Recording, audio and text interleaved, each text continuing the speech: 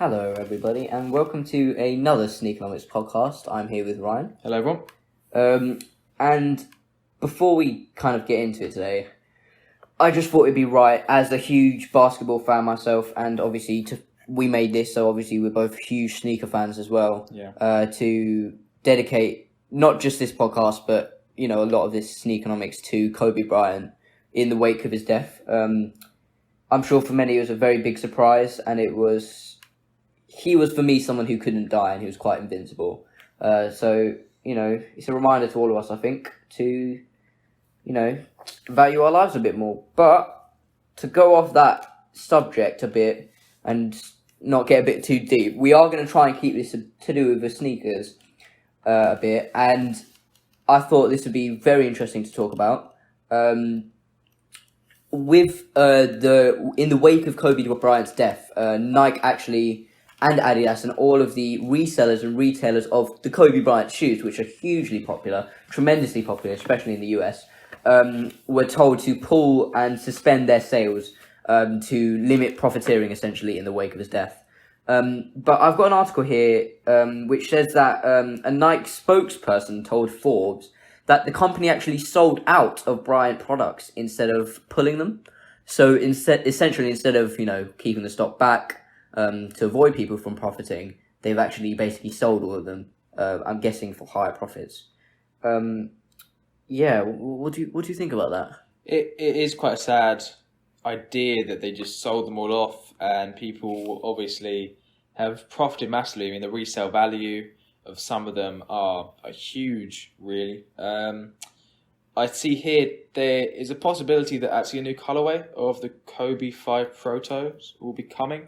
It's the Lakers colorway, so very, very old school to be fair to him. And I would want it to be quite a mainstream shoe, not be too limited.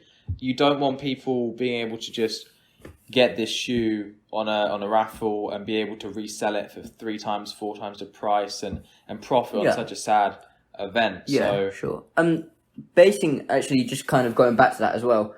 What do you think about the whole idea of trying to get these stores to actually stop selling? Because for us, as people who know about the reselling market, and obviously this is what this whole series is about, we kind of thought it a bit counterintuitive, because obviously people who know the resale market, people who know StockX and GOAT and all of those, will just buy the shoes and now be able to sell them for more. Yeah. So this is an economics podcast. Supply and demand, the simplest economics diagram there is. Yeah. You get rid of supply, you cut supply off, The price will rocket. So people are making profits even more, and that's kind of exactly what they didn't want. Really. I think as well as the idea that if they don't release any more, or at least very few more, if this is one of the very few releases they actually come out with in the Kobe shoe, the supply is just stopped at this point. So it's only going to be demand, and if people are just holding on to them, if people don't want to sell them, if they want to remember Kobe with them, the price of them is just going to go up and up and up, and it's fair enough because that's how the world works, but it is a bit sad to think about. There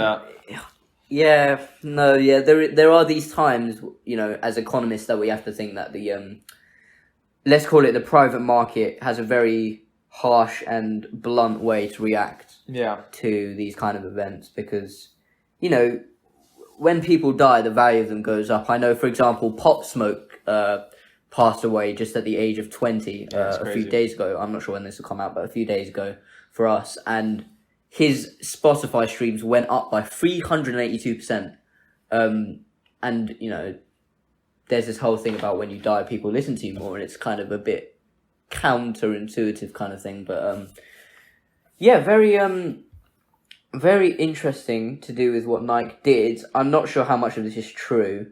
Obviously, Forbes is usually quite reliable, but at the same time, I'm sure Nike wouldn't do that. I mean, even on their own Instagram account, they put he was a beloved member of the Nike family. We will miss him greatly. Mamba forever. Yes. They're not the kind of brand to do that. They wouldn't.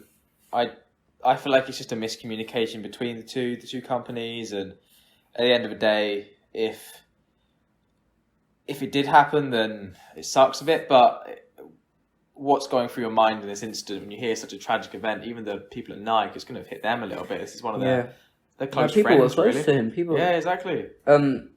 Something interesting I have actually just read though is that StockX, we're both very aware of, it have in recognition of Bryant's legacy donated all the proceeds from the sales of his merchandise to the Kobe and Vanessa Bryant Family Foundation, which I think is very nice. That's very respectable. Yeah, I think that is a good. I think that was a good thing to do. Because they would profit quite large from massive reselling their shoes. So I think that's a very nice thing for them to have done. Kind of going on a different thread of train of thought right now. We thought it'd be interesting to talk about people like Kobe and athletes in general who have kind of really bridged the legacy of shoes and changed and paved the way we actually see shoes. So, for one, Kobe and Michael Jordan and LeBron Bryant, the big basketball superstars, have changed basketball shoes for someone like us to not just basketball shoes anymore. They're actually retail streetwear shoes. Yeah, like many of the shoes are bought by people that play basketball. I mean, obviously they will have some respect to basketball as a game, but they're not going to be worn on the courts. They're going to be worn as a fashion statement rather than a practical shoe like they were designed for. Just like to add, LeBron Bryant. LeBron James. My bad. But yeah, anyway, moving on. So...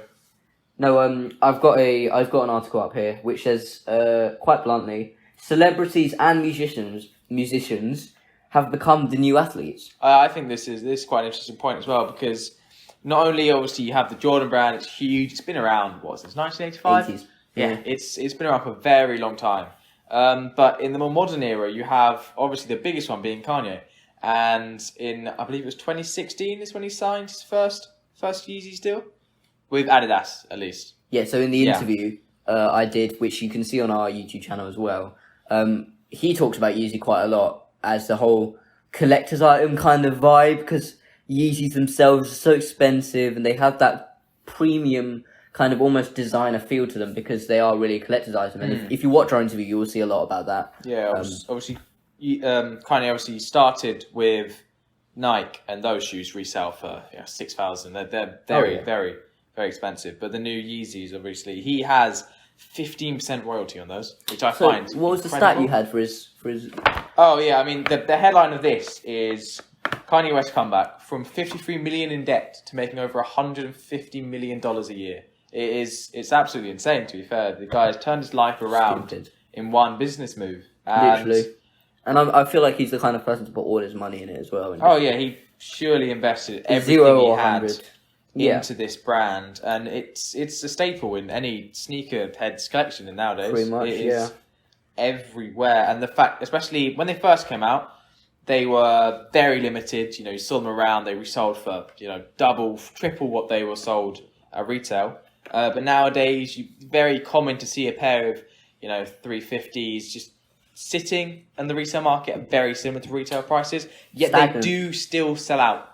So Adidas and Kanye are still making that money from just an absolutely massive demand for these shoes, even though they retail about $300 to $350 a year. Yeah, exactly. It's amazing. But something we were talking about in a previous podcast was how these are kind of a very small part of the Nike business. Yeah. And obviously it's about 500 million out of the 2-3 billion valuation. But I've got here that LeBron James signed $1 billion lifetime endorsement deal with Nike. And I think we, as much as they, are seeing that this is kind of the future, maybe the future face of Nike. Yeah. In terms of where they can get a lot of their money from, these endorsement deals. So, rappers, for example, if you cast your mind back to 1986, Run DMC were kind of the first rappers who got into the shoe game. They were sponsored for $1 million, which is quite a lot at the time for an emerging market. Exactly. In 1986, by Adidas.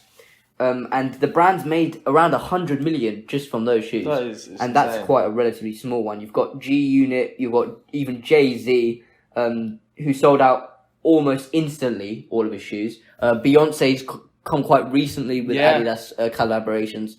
It's all very interesting. These people who wouldn't have necessarily been linked to these brands now really are. And I actually remember an interview of I was watching one of the complex sneaker shopping with Will Smith. Obviously a huge icon just from the Fresh Prince of Bel-Air. Yeah. French piss. But the Fresh Prince of Bel-Air, he had, I think, a new pair of Jordans every episode. People made it into a fashion thing. The way he wore them without laces was a big thing. Yeah, that's huge. That's still seen around today. It's just a massive part. And now he has his own pair of shoes. Yeah. Now he has his own pair of shoes. He's endorsed by them. He's getting money from it, which I'm sure when he was a young Prince of Bel-Air, he thought it was lovely that he got a new pair of Jordans every single time. Exactly. And I know a lot of people, when you go on these complex sneaker shopping, you see that it was just basically them who were interested in shoes at a very young age. Yeah. And now they've got to the point where it's a massive market. Yeah. I feel that it's really cool. But yeah, that is where we are going to end our podcast and actually our series. Yeah, I think it's been a good little mini series talking about Sneaker-Nomics and economics, seeing how the two kind of relate to each other, even though they are quite different parts of life. With one of them being more of an everyday topic where it comes up everywhere, and obviously economics, and you have sneakers, which more of a hobby for some people. Yeah, and I'd say a hobby. Yeah, they correlate a lot. Obviously, basically with supply and demand, it's a huge part of the sneaker reselling market. Yeah. Limited sneakers, high price. It's quite simple to work out, and I just think, but what interested us as from the economy side was just supply and demand only works to an extent because for me, I kind of was really interested in how consumers aren't always rational. Oh yeah. So completely. if I'm buying Supreme for about twice what a usual price would be, I'm not thinking rationally, and that's so much to do with economics. Thinking rationally and making decisions which should be normal, basing value is what economics is. Well, yeah, you have to think that a Supreme top, even if it's just a plain white top with the box logo in the middle, sells for what, $100? £600. Well, yeah, I mean, it retails for 100, and then yeah. some of them sell for upwards of £1,000. But how much actually goes into making that is very little, minuscule, and it's probably buy the same quality T-shirt for about £10. Yeah, which is crazy, but it's all because of this irrationality in consumers saying, "Okay, I want this brand loyalty because I've seen famous people wear it. I want to be like them, or I really like the style of it. Let me get this." And exactly. You can almost say it's not. It is rational because they gain the utility from it, and they're doing what makes them most happy. It's kind of this intangible utility. Yeah, that's what I think. I think we're trying to get at. It's this. This is the future for me. I see this as the future. Services and things that you can't necessarily feel, brands that you can't necessarily put a point on why they're so successful. I hope you kind of get a better idea of where we're coming from. We've interviewed a very famous person, gave some insight into where they see the market going. Yeah. And I know hopefully you guys have learned something from it as well. I'm sure we have doing this kind of project. All the research. But it was really cool thinking about it, I think, because this is the future in many ways of all markets. But Thank you very much for listening to us gabble on. Yeah, exactly. For as much as we wanted to. But we hope you have enjoyed, and never know, we might come back with a few episodes later on. Exactly. But for now, that'll be it. Thank you very much for listening. Thank you guys for listening. Goodbye.